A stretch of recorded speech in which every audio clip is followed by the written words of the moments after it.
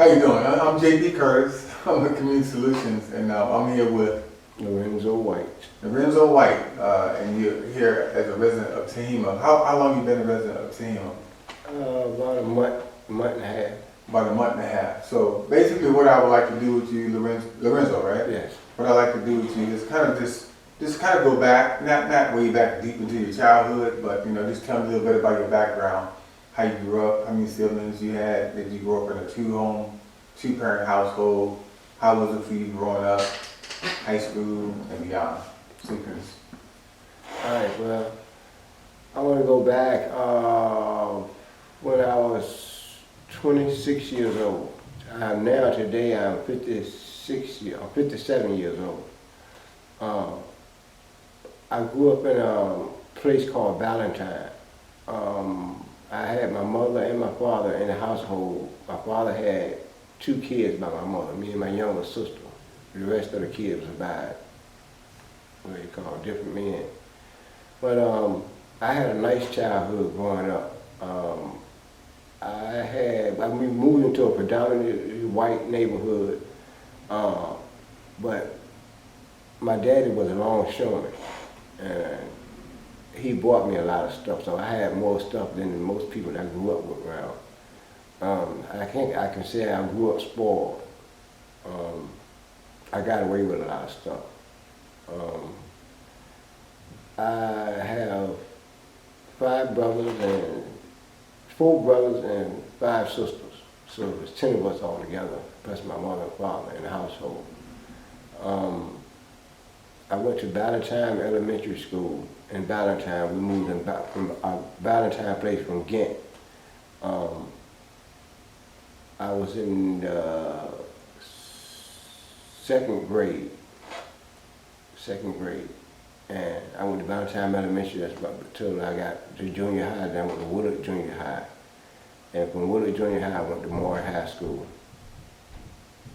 Okay, so if you was to go stay in that place right there, and you said you had a pretty decent material upbringing. Yes. Your dad bought you whatever. Yes. You said you was a little spoiled, maybe. Yes. Maybe a little bit too spoiled. Yes. So you went in different directions. So what was that thing, or let me ask you, when was your first time that you used whatever your drug of choice was? Was it alcohol, weed, whatever? Okay, the first time I used was with alcohol. I think I was about 11 years old. Okay. About 11 years old. Got with some older guys that was drinking, and one of the guys worked at the store, with a neighborhood store, and he would put alcohol in a bag and put it outside the window, and we would come and get it and wait for him to get off, and then we all go to one of the other guys' houses and then sit in the backyard and drink. Okay. And we drank, and I got drunk, and my sister, when I went to the house, I started throwing up, and my sister seen me throwing up, so she tried to clean it up, but the smell got to her, and she started throwing up. And my mother asked him, "Who is that?" And she would say, "It's it's Lorenzo." And so my mother would ask me what's wrong, and she said, he's throwing up. So she said, "You been out there drinking, huh?" And she said, "You know what, I'm not going to bother you because I see that you're getting the effect of it. So I think you don't like to throw up, so you don't need to drink no more." So that next day I done it again, but a little less. And it started from rolled downhill from there. And you're talking about 11? Yes. Okay, 11 years old. 11 years old. So if you fast forward a little bit, how long did you drink before you went to something else? From 11 to like 18. 18, okay. And from there, what happened? 18 up. Well, maybe 21. And I had some friends they had older guys, these were older guys, and they wanted to ride they were going to one of the other guys' houses. And to do what I didn't know at the time, but I wanted to go. So they let me go with them because I had money. Mm. And so I figured we would drink, whatever. But they went inside and the guy pulled out some white stuff, which I already knew about it because I grew up around my brother using drugs. Two of my brothers using drugs real hard. But I knew what it was, but I was trying to tell myself not to indulge in it, but I wanted to try. I was that, what you call it, filling up. I just wanted to see what was going on, what did they get out of that, because I was the only one that had money. Okay. So I gave the guy the money, and he went and came back in like 10 minutes, and he had the rocks. So they taught me how to do it. They put the stem to my mouth, and they lit it. I inhaled, and immediately I liked the feeling. So I kept doing it, and it rolled downhill from there. And this when you was 21? Yes. Okay, so from 21 to, what was the first time from 21 forward where it really impacted your life? And you either you got in trouble, you did something that you know you weren't supposed to do, you got locked up, or something that it was attached to the drug? Probably when I was like 28. 28, okay. What happened at 28? 28, I got locked up. Probation violation. And you was on probation for what?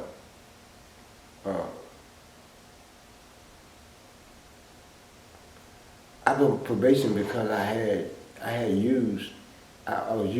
was drinking and using drugs, and I couldn't pass the pitch. I was on probation for it, so they locked me up. I think for like 30 days. Okay. So, but I think I stayed locked. No, it was 6 months. Okay.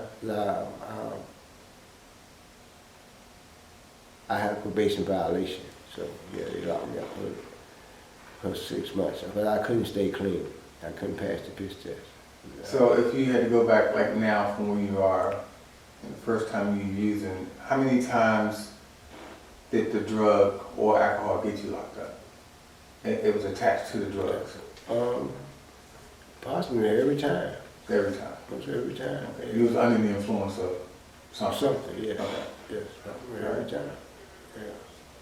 So that drugs play a major part of my life, which was alcohol or cocaine or heroin. But my biggest addiction was the heroin because you have to have it. You can't function without it, you get sick. Mm-hmm. But I like the feeling of it. I didn't like what comes with it, because there's a lot of repercussion that comes with using heroin and cocaine. But I like the feeling. The feeling outweighed everything. So that's what my major downfall from years of using. My brother used to shoot heroin, Mm-hmm. and I started out snorting it. But something was telling me that I ain't getting the full effect. I should be shooting it. So I got a friend that put the needle in my arm. And instantly I was hooked. Instantly I was hooked. And how long did you do heroin? How long? I done heroin for like 41 years, 40 years. For 40 years? Yeah. Okay, so how many times have you been to that crossroad as far as coming into recovery? Have you been in a recovery home before? Yes. I went to a recovery home back when I was like, I think 24. 24? Yeah. And how about the next time after that? The next time after that, I think it was this time. So from 24 up until now, this is only the second time being inside the recovery house? I think my third time. I think it's my third. But I'm not sure, it might be my second. I mean, I've been through Safe Harbor before I came here, Mhm. and I went to Safe Harbor before, Okay. like a month before I came here again. Mm-hmm. And I went from Safe Harbor to Richmond program. Uh, from Richmond, I went to my son's house, stayed for about a month, and I found drugs there, and I used one time, and I immediately called to get back into Safe Harbor. So I called, I was just using once, I called Safe Harbor and got back into Safe Harbor. And from Safe Harbor, I came here. Mm. So now with this program, So what's different this time? I really see the scale. I see the scale of why I can't get ahead if using drugs in any form or fashion. I see one is too many and 1,000 is never enough. I see me. Same way I see a lot of people out there on the streets begging for money, living nowhere to stay because you can't work when you're getting high. Do you have any You can kids? work, yeah. How many? Two sons. Two sons. How old are you? My youngest son is 11, and my oldest son is 21. Okay, so let me ask you this question, because you said you see you, so outside looking in at yourself, how would you describe yourself as a father to your sons? It wouldn't be that good. I wouldn't say I would say I'm not doing my job. I would say it's a lot more I'm supposed to be doing. And that's the hurt part of it. That's the hurt side I got. I try not to go into too much, even in my own mind, because I'm not doing what I'm supposed to do. I got one son, he's wonderful, Lorenzo Andre White Jr. That's he's 21. He's in the military and he works. He's in Marine Reserve and he works. It was the proudest day I think I ever had when I heard that he was going to the military. And when I see him now, how he accomplishes things,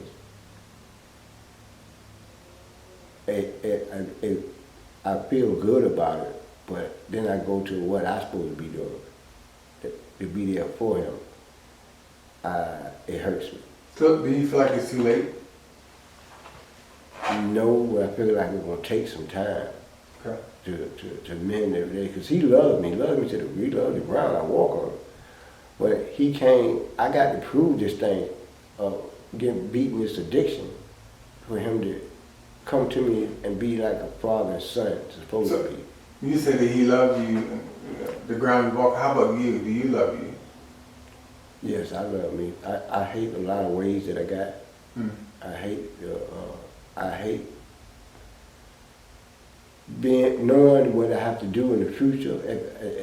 It's scary because I don't want to use.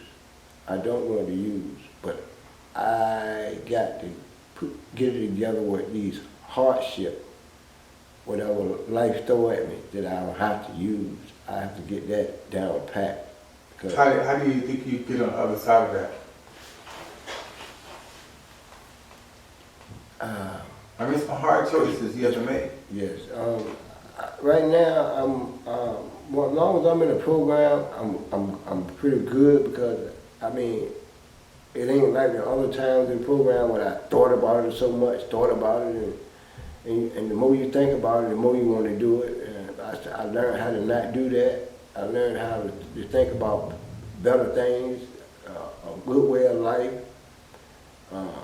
staying clean, gaining a little weight, looking nice, and getting my own place and decorating it. I mean, I think of a lot of things I could do, and I know it's with the mindset that God gave me that I can go so much further.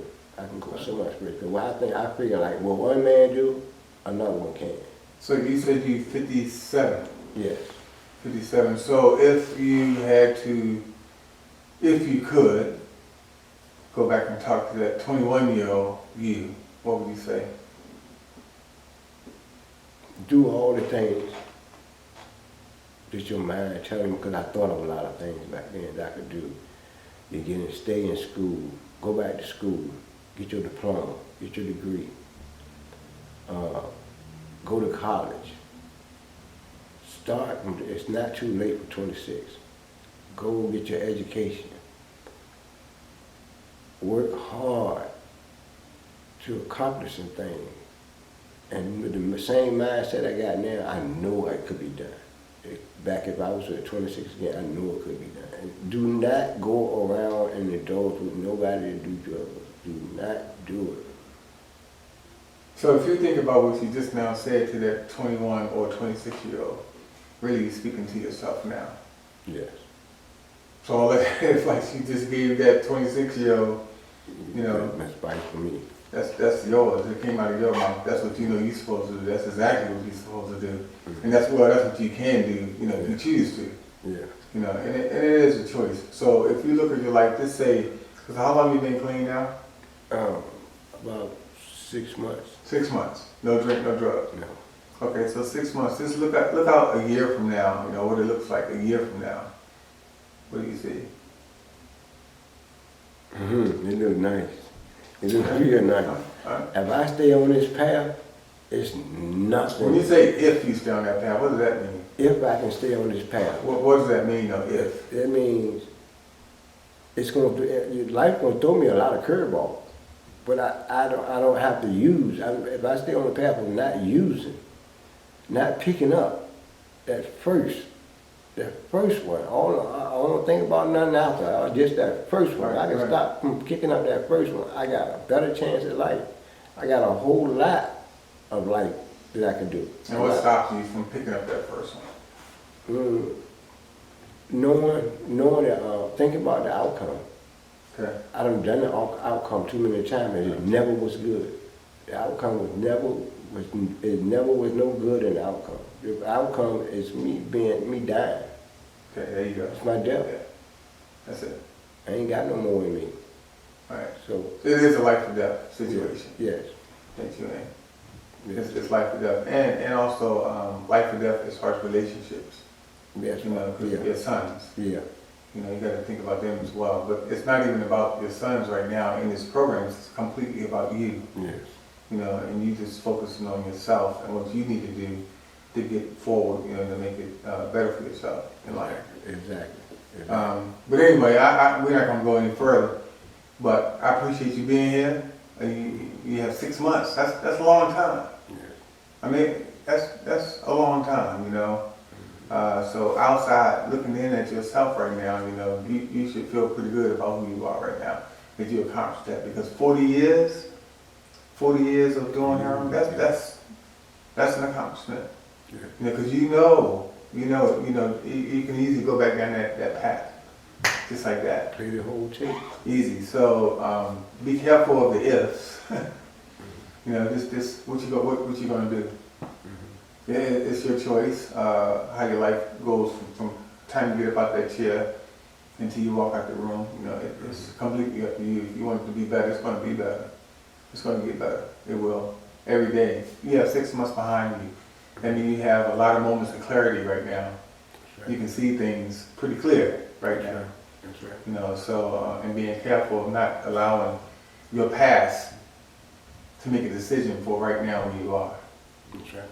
You know, because you can make your own decisions right now. You have to go back where somebody else making the decision for you. Yeah. You make your own decisions right now for yourself. That's right. You know, so appreciate you being here. And good luck to you. Thank you. Good choices. Thank you.